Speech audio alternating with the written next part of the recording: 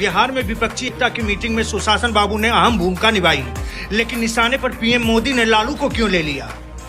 नीतीश मोदी शाह को बख्श नहीं रहे, हर मौके पर निशाने पर ले रहे हैं, लेकिन पीएम मोदी हैं कि इग्नोर कर रहे हैं। मोदी के टारगेट पर सिर्फ लालू परिवार से लेकर मुलायम परिवार, समझने वाले समझने का कर रहे प्रयास। आखिर क्या है माजरा? मोदी ने नीतीश को अपने शब्दों के चक्रव्यूह में नहीं फंसाया। बिहार में चर्चा होने लगी, वाकई में सुशासन बाबू में तो दम है। 23 जून को बिहार के पटना में विपक्षी एकता की मीटिंग हुई। मीटिंग के बाद अब सियासत तेज हो गई। बीजेपी के निशाने पर विपक्षी पार्टियां और उसके नेता हैं। बीजेपी सबकी एकजुटता पर सवाल अपनी सोच के आधार से करने लगी। बीजेपी के तमाम नेताओं ने तरह तरह की बातें की, तरह तरह से विपक्षी एकता के प्रयास पर वार किया। इसी फेहरिस्त में अमेरिका और मिस्र की यात्रा से लौटे प्रधानमंत्री नरेंद्र मोदी ने विपक्ष में समाये अलग अलग पार्टियों के नेताओं पर निशाना साधा, बस एक को इग्नोर कर, एक को पूरी तरह से छोड़कर। ऐसे में सवाल पनपने लगे, ऐसा हुआ तो क्यों हुआ, किस लिए हुआ, क्यों पीएम मोदी ने बिहार के मुख्यमंत्री नीतीश कुमार का जिक्र तक नहीं किया, नाम तक नहीं लिया? आखिर क्यों नीतीश को मोदी ने अपने निशाने पर नहीं लिया? यही जिक्र बिहार से लेकर देश के सियासी गलियारे में हो रहा है, जबकि मोदी ने लालू से लेकर उनके परिवार की खामियां गिनाई। यूपी के सियासत में रसूख रखने वाले मुलायम परिवार को निशाने पर लिया। पश्चिम बंगाल की मुख्यमंत्री ममता बनर्जी पर आरोपों की झड़ी लगा दी। उत्तर से दक्षिण, पूरब से पश्चिम, जहां भी विपक्ष की जिन पार्टियों का अस्तित्व है, उन सबके नेताओं की राजनीति अब तक कैसे रही, पोल खोल कर रख दी, लेकिन जिक्र तक नहीं किया तो बिहार के मुख्यमंत्री नीतीश कुमार का। प्रधानमंत्री नरेंद्र मोदी ने विपक्षी महाजुटान पर जमकर हमला बोला, घोटाले की लिस्ट गिनाई, एक एक कर परिवारवाद की राजनीति करने वालों पर हमला बोला।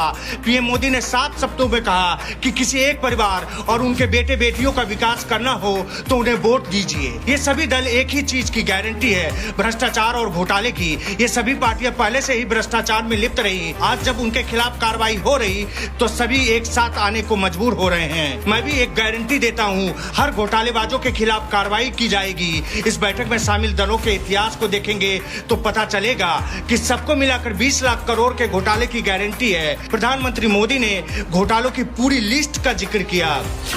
कांग्रेस में घोटाले हुए, अकेले ही लाखों करोड़ों के घोटाले हैं। 1,86,000 करोड़ का कोयला घोटाला, 2G घोटाला, कॉमनवेल्थ घोटाला, मनरेगा घोटाला, हेलीकॉप्टर घोटाला और सबमरीन घोटाला।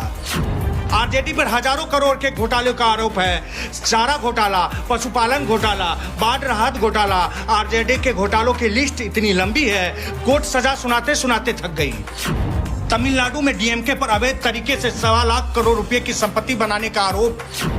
टीएमसी पर भी 23,000 करोड़ रुपए से ज्यादा के घोटालों का आरोप है। बंगाल के लोग ये घोटाले कभी भूल नहीं सकते। एनसीपी पर भी करीब 70,000 करोड़ रुपए के घोटाले का आरोप है। इन सारे नेताओं पर पीएम मोदी ने घोटाले का आरोप लगाया, लेकिन बस एक पर आरोप नहीं लगा पाए, वो बिहार के मुख्यमंत्री नीतीश कुमार हैं। पीएम मोदी ने यही नहीं रुके, परिवारवाद को लेकर भी विपक्ष के नेताओं पर निशाना साधा। गांधी परिवार के बेटे बेटी का विकास करना हो तो कांग्रेस को वोट दीजिए। अगर मुलायम सिंह के बेटे का भला करना है तो सपा को वोट कीजिए। लालू के बेटे बेटियों का भला करना हो तो राजद को वोट कीजिए। शरद पवार की बेटी का भला करना हो तो एनसीपी को वोट दीजिए। अब्दुल्ला परिवार का भला करना हो तो नेशनल कॉन्फ्रेंस को वोट कीजिए। करुणानिधि के परिवार का भला करना हो तो डीएमके को वोट कीजिए। वहीं मोदी ने यह भी कहा, एक बात याद रखिए, अगर आपको अपने बेटे बेटी, पोते पोती और नातिन के साथ पूरे परिवार का विकास करना है तो बीजेपी को वोट दीजिए।